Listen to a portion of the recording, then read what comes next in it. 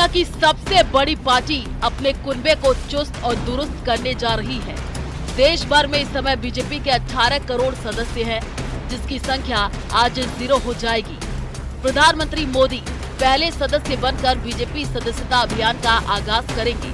वहीं मुख्यमंत्री भजनलाल शर्मा, प्रदेश अध्यक्ष मदन राठौड़ समेत दिग्गज नेता कल यानी 3 सितंबर को प्रदेश मुख्यालय से सदस्यता अभियान का बिगुल बजाएंगे। इसके लिए संगठन में जोर शोर से तैयारियां की जा रही हैं। कैसे मिलेगी बीजेपी की सदस्यता? मिस्ड कॉल और वेबसाइट से सदस्य बनाए जाएंगे। नमो ऐप और QR कोड से भी सदस्यता मिलेगी। एक सिम से एक ही व्यक्ति सदस्य बन सकता है। ऑनलाइन के साथ ऑफलाइन सदस्य भी बनाए जाएंगे। अभियान के प्रदेश संयोजक अरुण चतुर्वेदी के मुताबिक प्रदेश में सभी 51,000 बूथों पर 1 करोड़ सदस्य बनाने का लक्ष्य रखा गया है। प्रदेश में सदस्यता अभियान का पहला चरण 30 सितंबर तक चलेगा। बीजेपी के सदस्यता अभियान के तहत एक सिम से एक ही व्यक्ति पार्टी का सदस्य बन सकता है। इस बार ऑनलाइन के साथ ही ऑफलाइन भी सदस्य बनाए जाएंगे। लेकिन अगर कोई व्यक्ति एक बार सदस्य बनने के बाद दोबारा दूसरे नंबर से सदस्यता के लिए अप्लाई करता है तो उसे रोकने के लिए AI का इस्तेमाल भी किया जा रहा है। राजस्थान में बीजेपी का टारगेट 51,000 बूथ पर सदस्य बनाए जाएंगे। हर बूथ पर 200 सदस्य बनाने का लक्ष्य, 1 करोड़ सदस्य बनाने का लक्ष्य रखा गया है। 30 सितंबर तक सदस्यता का पहला चरण।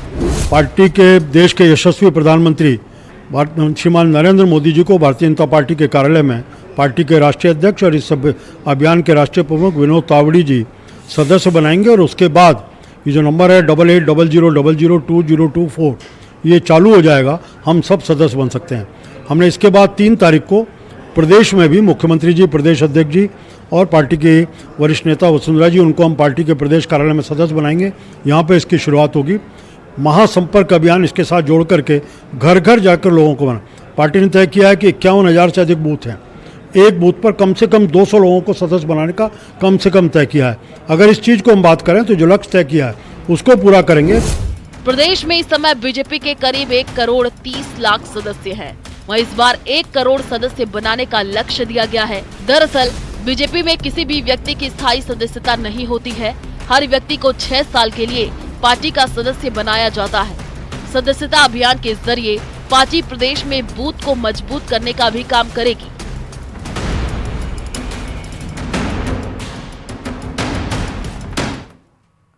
इस बड़ी खबर पर लगातार हमारी नजर बने हैं। आगे आपको अपडेट्स देते रहेंगे। बहरहाल खबरों में आगे बढ़ते हुए अगली बड़ी खबर जयपुर से ही ले रहे हैं, जहां पर वरिष्ठ नागरिक तीर्थ यात्रा योजना की शुरुआत हो रही है। जयपुर से पहली ट्रेन रवाना होगी। मुख्यमंत्री भजनलाल शर्मा हरी झंडी दिखाकर इसे रवाना करेंगे। दुर्गापुरा स्टेशन से शाम 4:25 पर ट्रेन रवाना होगी। रामेश्वरम के लिए बताया जा रहा है कि ट्रेन रवाना होगी। जयपुर से 500, सवाई माधोपुर से 100 श्रद्धालु इसमें सवार होंगे। कोटा से भी 200 श्रद्धालु सवार होंगे इस ट्रेन में। आपको बता दें कि मदुरई और रामेश्वरम के विभिन्न तीर्थ स्थलों का दर्शन ये श्रद्धालु करेंगे। तो एक बड़ी सौगात है मुख्यमंत्री की तरफ से तमाम उन लोगों के लिए जो तीर्थ स्थलों का जाकर दर्शन करना चाहते हैं। ये योजना है, ये वरिष्ठ नागरिक तीर्थ यात्रा योजना है। वरिष्ठ नागरिक तीर्थ यात्रा योजना 2024 की शुरुआत करते हुए पहली ट्रेन आज जयपुर से रवाना होने जा रही है। खुद मुख्यमंत्री भजनलाल शर्मा हरी झंडी दिखाकर दुर्गापुरा स्टेशन से इसे रवाना करेंगे। वक्त है 4:25 पर शाम को। रामेश्वरम के लिए बताया जा रहा है कि ट्रेन रवाना होगी और कई इसमें श्रद्धालु जयपुर और कोटा से सवार होंगे। इस बीच बड़ी खबर जोधपुर से आ रही है। यहां पर रायका समाज के सम्मेलन का वीडियो वायरल हो रहा है। आरपीएससी के पूर्व सदस्य रामू राम रायका का वीडियो वायरल हो रहा है।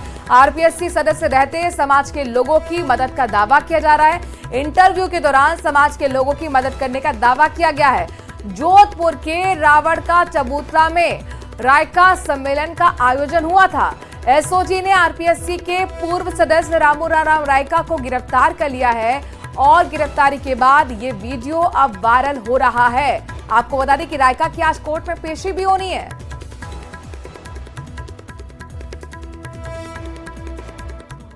क्या कम से कम हमारे जैसे लोगों को टाइम दो। छोगाराम जी ने कहा मैं अकेला हूं, छोगाराम जी जैसे बनाने वाला मैं अकेला ही हूं, ऐसे लोगों को मैं बनाता हूं, क्योंकि मैं आरपीएससी में था और मैंने समाज के कई लोगों को इंटरव्यू में बढ़ाया है। क्या बात करते हो यार। तो एक खुद कबूल करते हुए कि मैंने अपने समाज के लोगों को इंटरव्यू में बढ़ाया है, जाहिर तौर पर एसओजी के लिए अब ये वीडियो और भी महत्वपूर्ण हो जाता है। बहरहाल खबरों में आगे बढ़ते हैं। अब स्कूल की किताबों में अकबर को नहीं बल्कि वीरता और साहस के पर्याय, देश धर्म सर्वस्व न्योछावर करने वाले महाराणा प्रताप को महान पढ़ाया जाएगा। ये हम नहीं कह रहे, प्रदेश के शिक्षा मंत्री मदन दिलावर ने उदयपुर में आयोजित एक सभा में स्कूल के सिलेबस में बदलाव के संकेत दिए हैं। शिक्षा मंत्री मदन दिलावर का ऐलान, स्कूलों में नहीं पढ़ाया जाएगा अकबर महान, जिसने देश धर्म पर सर्वस्व दिया निशान। उस वीर शिरोमणि प्रताप को क्यों कर दिया गया विशाल? जो मीना बाजार लगा करके महिला को उठा कर ले जाता था, दुष्कृत्य करता था, जिन्होंने 40,000 लोगों का, बच्चे महिलाओं पुरुषों का वध एक ही दिन में किया। सूबे में महाराणा प्रताप और अकबर को लेकर एक बार फिर से संग्राम छिड़ने वाला है। जी हां, प्रदेश के शिक्षा मंत्री मदन दिलावर ने वीरों की धरा मेवाड़ पर एक बार फिर अकबर पर अपना पुराना स्टैंड दोहराते हुए कहा कि अब अकबर को महान बताकर स्कूलों में कभी नहीं पढ़ाया जाएगा। जिन्होंने 40,000 लोगों का, बच्चे महिलाओं पुरुषों का वध एक ही दिन में किया। और ऐसा करते जो पंडित थे, उनकी जो जनेऊ इकट्ठी की गई तो साढ़े 74 किलो जनेऊ थी। कितने लोगों को मारा गया। ऐसे व्यक्ति को हमारे यहाँ महान पढ़ाते रहे। उन्होंने कहा कि देश धर्म पर सर्वस्व निसार कर देने वाले महाराणा प्रताप से बड़ा कोई नहीं हो सकता। मदन दिलावर ने कहा कि अकबर ने कई वर्षों तक देश को लूटा, इसीलिए अकबर को महान पढ़ाने वाले आगे नहीं जा पाएंगे। मैं समझता हूं जिन्होंने अकबर को महान पढ़ाया, उससे बड़ा दुश्मन इस मेवाड़ का और राजस्थान का तो हो नहीं सकता।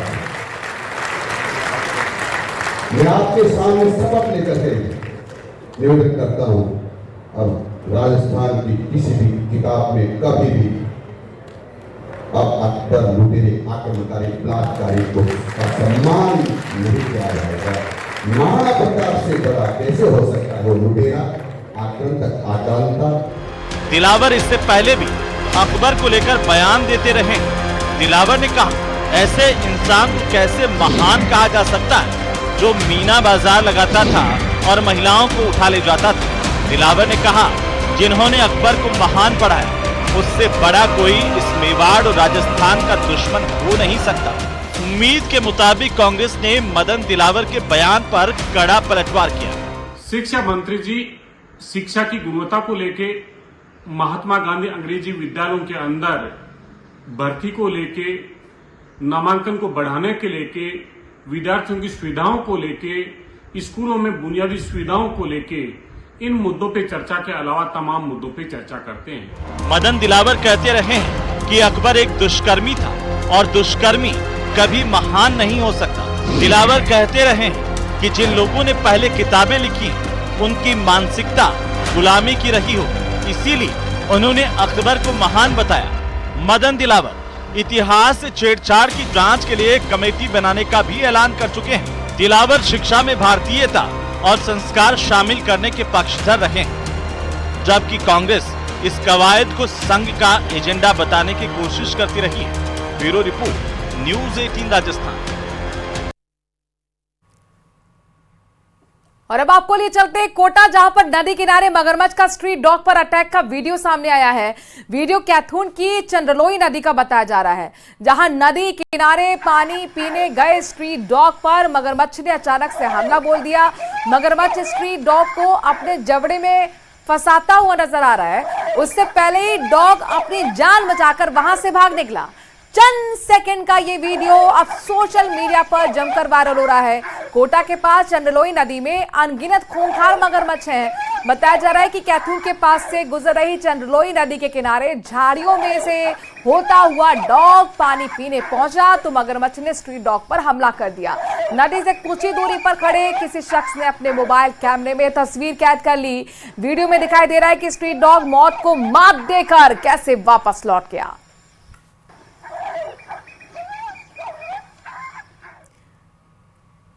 अगली खबर बीकानेर के खाजूवाला से है। यहां हनी ट्रैप के चक्कर में फर्नीचर व्यवसायी के फंसने का मामला सामने आया है। युवती ने व्यापारी को ब्लैकमेल कर 10 लाख रुपए ठगे थे। आरोप है कि युवती ने नशा देकर पीड़ित व्यापारी का अश्लील वीडियो बनाया। वीडियो वायरल करने की धमकी देकर ठगी की वारदात को अंजाम दिया गया।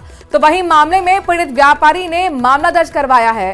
खाजूवाला पुलिस फिलहाल पीड़ित की शिकायत के आधार पर ही जांच पड़ताल कर रही है।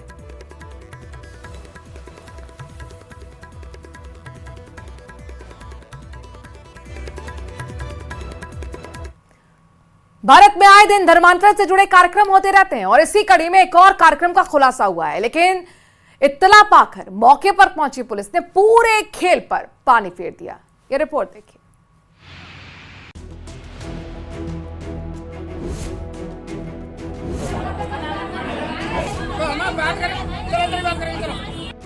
लालच से धर्मांतरण का खेल, कैसे लगे डर्टी गेम पर नकेल।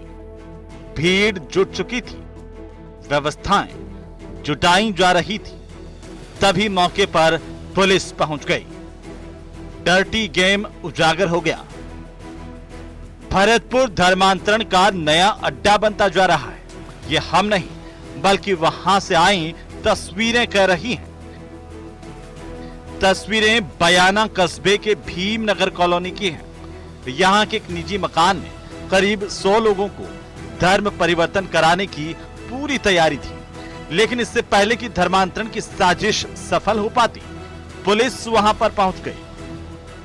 आज जरिए फोन सूचना मिली थी कि कोई भीमनगर के यहाँ कोई धर्म परिवर्तन की कोई मीटिंग चल रही है, जिसमें हम मौके पहुँचे। वहाँ काफ़ी 50-60 महिला पुरुष बैठे हुए थे, जिनसे जानकारी की तो बताया कि हम तुम्हारे परमेश्वर की प्रार्थना कर रहे हैं, धर्म परिवर्तन से कोई बात सामने नहीं है। बताया जा रहा है कि इस कार्यक्रम में हिंदूवादी संगठनों ने जबरन धर्मांतरण की शिकायत की, जिसके बाद पुलिस की टीम मौके पर पहुंची और वहां से लोगों को मुक्त करवाया। अभी हाल ही में बयाना पुलिस ने बड़ी कार्रवाई को अंजाम दिया है। बयाना कस्बे में भीमनगर पर एक मकान में बड़े लंबे स्तर पर ये धर्मांतरण का जो खेल है वो खेला जा रहा था। करीबन 100 से अधिक महिला और पुरुषों को धर्म परिवर्तन कराने का जो प्रशिक्षण है वो दिया जा रहा था। मुखबिर की सूचना पर बयाना थाना पुलिस मौके पर पहुंची और वहां देखा तो एक मकान के अंदर महिलाएं ज्यादा पुरुष कम बड़ी संख्या में बैठे हुए थे और उनको धर्म परिवर्तन कराने की जो ट्रेनिंग है वो दी जा रही थी। प्राथमिक जानकारी ये आई है कि वहां पर उन्हें प्रारंभिक प्रशिक्षण दिया जाता और उसके बाद उन्हें भरतपुर लाकर के उनका जो धर्म परिवर्तन है वो कराया जाता। फ्रेम दर फ्रेम धर्मांतरण की साजिश छिपी होने की तस्वीरें हैं। रुपयों का लालच और बीमारी ठीक करने का बहाना बनाकर लोगों को बुलाकर फिर उनका धर्म परिवर्तन कराया जाता है। लालच देकर कराया जाता है धर्मांतरण। दूर हो जाएगी गरीबी, छू मंतर हो जाएगी बीमारी। सबसे बड़ी बात है कि इस धर्म परिवर्तन खेल कराने के जो लोग मास्टरमाइंड हैं वो अन्य राज्यों के हैं, चाहे वो यूपी के हों, चंडीगढ़ के हों, चाहे अन्य राज्य के हों। वो यहाँ आते हैं, लोगों को लालच देते हैं, पैसे का लालच दिया जाता है, गरीबी दूर करने का लालच दिया जाता है, बीमारियों को भगाने का लालच दिया जाता है और ऐसे में उन्हें बुलाया जाता है। किराया का जो पैसा है वो भी उनको दिया जाता है, यानी कि उन्हें लाने और ले जाने के लिए जो वाहन है वो भी अरेंज कराए जाते हैं और उसके बाद उन्हें धर्म परिवर्तन कराने का जो पूरा प्रशिक्षण है वो दिया जाता है। 15 दिन प्रशिक्षण देने के बाद उनका धर्मांतरण किया जाता है। धर्मांतरण पर नकेल लगाने में पुलिस नाकाम साबित हो रही है। तभी सूबे की भजनलाल सरकार धर्मांतरण के मुद्दे को लेकर नया कानून लाने की तैयारी कर रही है।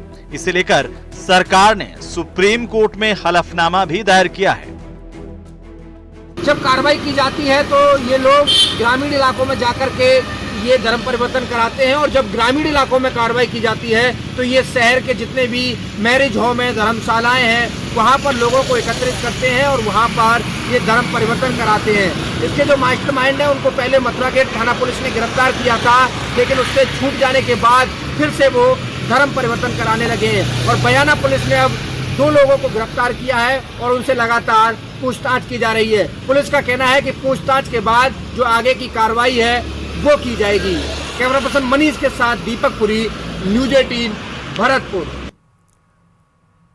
राजधानी जयपुर से बड़ी खबर आ रही है, जहां पर नाहरगढ़ पहाड़ी पर 2 भाइयों के लापता होने का मामला सामने आया है। रात भर सर्च ऑपरेशन के बाद आखिरकार बड़े भाई राहुल की लाश मिली है। नाहरगढ़ पहाड़ी पर जंगल में राहुल की लाश मिली। अब राहुल के लापता छोटे भाई आशीष की तलाश जारी है। रविवार को नाहरगढ़ पहाड़ी पर दोनों भाई यानी कि राहुल और आशीष घूमने गए थे। शास्त्री नगर का रहने वाला बताया जा रहा है 23 साल का मृतक राहुल पाराशर। विष्णु हमारे संवाददाता इस खबर पर ज्यादा जानकारी के साथ जुड़ गए हैं। विष्णु, एक की लाश मिली है जबकि एक का सर्च ऑपरेशन चल रहा है। ये दोनों जो भाई हैं, क्या ये हत्या का मामला दिख रहा है? क्या कह रही है पुलिस? देखिए, 23 वर्षीय राहुल पाराशर और उसका छोटा भाई आशीष पाराशर कल, जबकि रविवार था, छुट्टी थी, छुट्टी के दिन दोनों ही भाई कल सुबह शास्त्री नगर इलाके में अपने घर से नाहरगढ़ किले पर घूमने के लिए निकले थे। घर वालों को बता के गए थे कि चरण मंदिर जाने का उनका प्रोग्राम है। और उसके बाद दोपहर करीब 12 बजे जब परिजनों की बात हुई आशीष और राहुल से, तो बताया गया कि वे नाहरगढ़ पहाड़ी पर जंगलों में भटक गए हैं। और उसकी सूचना जो है पुलिस को भी दी। और ये बताया जा रहा है कि उसके बाद जब देर शाम को वापस से परिजनों ने संपर्क करने का प्रयास किया तो राहुल और आशीष से बात नहीं हो पाई। यानी एक का मोबाइल फोन बंद आ रहा था और वहीं पर यानी आशीष का फोन लगना बंद हो गया था, राहुल का फोन रिसीव नहीं हो रहा था। इस बीच देर रात लेकिन विष्णु, ये जो शव मिला है किस हालत में मिला है? क्या ये पशु की तरफ से शिकार किया गया है या कोई हत्या का एंगल है? पुलिस क्या कह रही है इस चीज को लेकर? देखिए, पुलिस अभी इस पूरे मामले में कह नहीं रही। उनको पुलिस का कहना है कि अभी फिलहाल एफएसएल टीम को मौके पर बुलाया गया है, क्योंकि पहाड़ी पर जंगलों में जगह थी जहाँ पे अभी कुछ देर पहले शव मिला है। ऐसे में एफएसएल टीम वहां पर पहुंचेगी। फिलहाल जंगली जानवरों के द्वारा मारने की बात से तो पुलिस इनकार कर रही है, इसके बारे में बताया नहीं गया। लेकिन क्या जो घबराहट की वजह से डेथ है या फिर मर्डर है या कोई और कारण है, उसकी सबसे बड़ी एक बात है कि राहुल का चूंकि लाश मिल चुकी है, लेकिन आशीष का भी अभी तक पता नहीं चला। यानी 24 घंटे से ज्यादा का वक्त बीतने के बाद भी छोटा भाई आशीष, उसका मालूम नहीं चला है। तो ऐसे में पुलिस के लिए और गंभीर हो गया है पूरा मामला, चूंकि एक भाई की मौत हो चुकी है, दूसरा भाई लापता चल रहा है। विष्णु, क्या इन दोनों के साथ कोई और शख्स भी था या ये दोनों भाई अकेले ही घूमने गए थे? देखिए, परिजनों ने अब तक यही बताया कि राहुल और आशीष दोनों घर से निकले थे, उनके साथ में कोई नहीं था। अब ये पुलिस जो ब्रह्मपुरी इलाके में यानी जहाँ से नाहरगढ़ किले की ओर रोड जाता है, वहाँ के सीसीटीवी फुटेज भी खंगालेगी कि ये लोग ब्रह्मपुरी होते हुए नाहरगढ़ किले पर गए थे या फिर नाहरगढ़ थाना इलाके यानी पुरानी बस्ती से होकर के किले पर गए थे। ये भी देखा जाएगा। साथ में बाइक पर गए थे तो उनकी गाड़ी कहाँ पर है, कैसे गए थे, कई सारे एंगलों पे जांच चल रही है। जाहिद और विष्णु, बहुत सारे सवालों का जवाब मिलना अभी बाकी है। शुक्रिया तमाम जानकारी हम तक पहुंचाने के लिए।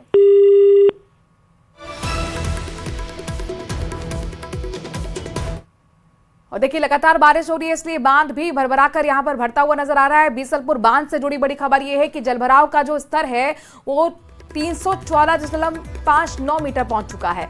बीसलपुर बांध में 83.62% जलभराव हो गया है। कैचमेंट एरिया में अच्छी बारिश की उम्मीद जगी है। एक बार फिर अच्छी बारिश से माना जा रहा है कि बांध झलक सकता है। तो जलस्तर बढ़ रहा है, बांध भी लबालब हो रहे हैं। चूंकि लगातार अच्छी बारिश हो रही है, इस बार मानसून जबरदस्त तरीके से एक्टिव रहा है और इसकी बानगी यह है कि बीसलपुर बांध में भी जो जलभराव पहुंच चुका है वो 314.59 मीटर। बीसलपुर बांध में 83.62% जलभराव हो गया है। कैचमेंट एरिया में माना जा रहा है कि अच्छी बारिश हो रही है। एक बार फिर अच्छी बारिश की उम्मीद है और ऐसे में माना जा रहा है कि बांध झलक सकता है। चित्तौड़गढ़ से बड़ी खबर है, जहां पर निम्बाहेड़ा में पुलिस ने ताश पत्ती पर दांव लगाकर जुआ सट्टा खेलते हुए 6 आरोपियों को गिरफ्तार कर लिया है। पुलिस ने आरोपियों के पास से 1,90,000 की नकदी भी जब्त की। मुखबिर की जानकारी के आधार पर पुलिस ने अशोक विहार स्थित 2 मंजिला मकान में दबिश दी। मकान की दूसरी मंजिल पर हॉल में जुआ सट्टा खेला जा रहा था। आरोपी मकान मालिक की तरफ से जुआ सट्टा चलाया जा रहा था। पुलिस ने मकान मालिक सहित 6 लोगों की गिरफ्तारी की है।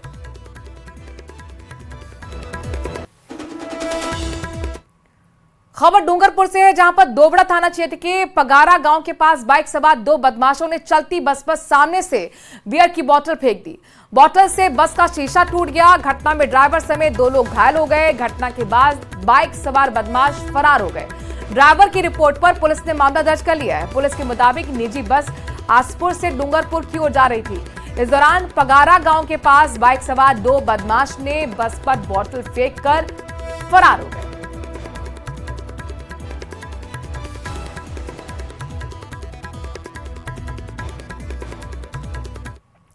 मेवाड़ के सुप्रसिद्ध कृष्णधाम चित्तौड़गढ़ जिले के मंडफिया कस्बे में स्थित प्रसिद्ध कृष्णधाम श्री सावलिया जी में भगवान श्री सावलिया सेठ का 2 दिवसीय मासिक मेला रविवार से शुरू हुआ है। रविवार को कृष्ण पक्ष चतुर्दशी को भगवान श्री सावलिया सेठ की राजभोग की आरती के बाद ठाकुर जी का भंडार खोला और चढ़ावा राशि की गणना शुरू की गई, लेकिन बड़ी संख्या में श्रद्धालुओं के पहुंचने की वजह से चढ़ावा राशि की गणना को दिन में ही रोकना पड़ा। अब चढ़ावा राशि की गणना बुधवार से शुरू होगी।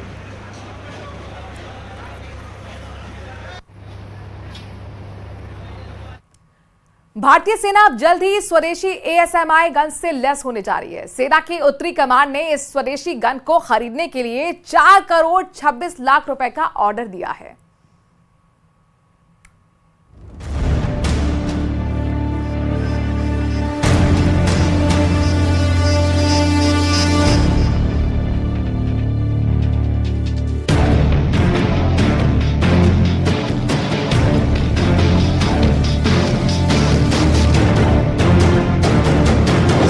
भारतीय सेना को मिलेगा स्वदेशी घातक हथियार।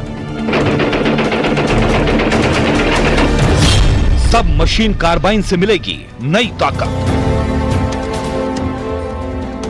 भारतीय सेना के उत्तरी कमांड को जल्द ही एक ऐसा घातक हथियार मिलने जा रहा है जिसके सामने दुश्मन का कोई पैतरा काम नहीं आएगा।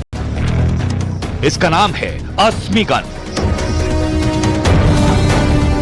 क्लोज कॉम्बैट के लिए शानदार माने जाने वाली इस गन के सभी ट्रायल्स पूरे हो चुके हैं और देश में ही बनी इस गन ने सैनिकों के बीच भरोसा भी कायम कर लिया है। DRDO के armament research and development establishment और आर्मी इन्फेंट्री स्कूल महू द्वारा मिलकर बनाई गई मशीन पिस्टल अस्मी के 2 वेरिएंट्स हैं, जिसमें 9 mm की पिस्टल का वजन सिर्फ 1 किलो 80 ग्राम है। इसके ऊपर किसी भी तरह के टेलीस्कोप, बाइनोक्युलर या बीम लगाए जा सकते हैं। इसकी लंबाई 14 इंच है और बट खोलने पर यह बढ़कर 24 इंच हो जाती है। इस पिस्टल को एल्यूमिनियम और कार्बन फाइबर से बनाया गया है। इसकी सटीक रेंज 100 मीटर है। मैगजीन में स्टील लाइनिंग होने की वजह से इसमें गोलियां फंसने का कोई चांस नहीं है। अस्मी मशीन पिस्टल की मैगजीन को पूरा लोड करने पर 33 गोलियां आती हैं। ये पिस्टल 1 मिनट में 600 गोलियां दाग सकती है। इसका लोडिंग स्विच दोनों तरफ है, यानी दोनों हाथों से यह पिस्टल चलाना आसान होगा और माना जा रहा है कि भारतीय जवानों के हाथों में इस गन के आते ही दुश्मन थर-थर कांपेगा।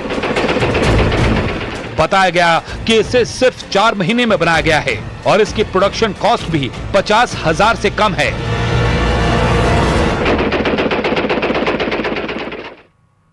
इंदौर में 5 साल के मासूम की जान बाल बाल बच गई। घटना का CCTV भी सामने आया है और इसे जिसने भी देखा वो इसे चमत्कार से कम नहीं मान रहा है। आप भी देखिए।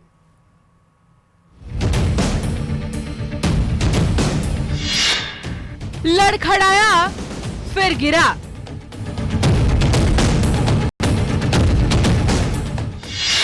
बीस फीट नीचे गिरा मासूम। शरीर पर नहीं आई चोट। कैसे हुआ चमत्कार? इंदौर में जो कुछ हुआ वो किसी चमत्कार से कम नहीं। यकीन ना हो तो इन तस्वीरों को देखिए।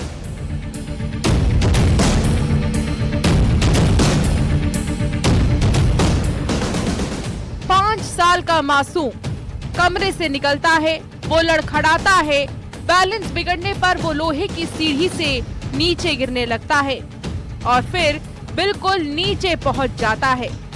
तस्वीरों को जिसने देखा उसने यही समझा कि बच्चे को काफी चोट आई होगी, लेकिन ऐसा कुछ भी नहीं हुआ। इतनी ऊंचाई से गिरने के बाद बच्चे का बाल भी बांका नहीं हुआ, उसके शरीर पर खरोंच तक नहीं आई। वो डर जरूर गया, लेकिन उसे कुछ भी नहीं हुआ। ये किसी चमत्कार से कम नहीं है। घर वाले इसे बजरंगबली की कृपा मान रहे हैं। ऐसा क्यों? ये तस्वीर देखिए। बच्चा मंदिर में है, पुजारी उसे माला पहना रहे हैं। बच्चा माला पहनकर खुश है। वो पुजारी को जमीन पर माथा टेक कर प्रणाम भी करता है, जबकि घर के लोग उसका वीडियो बना रहे होते हैं। सीढ़ी से नीचे लुढ़कने के ठीक पहले बच्चा मंदिर गया था, और ये तब की तस्वीरें हैं। एरोड्रम इलाके में रहने वाले 5 साल के इस बच्चे के जन्मदिन के मौके पर परिजन मंदिर लेकर गए थे। वहां से लौटने के बाद ये हादसा हुआ, लेकिन वो बाल बच गया। परिजनों का मानना है कि जन्मदिन के दिन हुए हादसे में बचे बच्चे पर हनुमान जी की कृपा है। जिसने भी इसे देखा वो भी यही मान रहे हैं। मिथिलेश गुप्ता, न्यूज़ 18 इंदौर।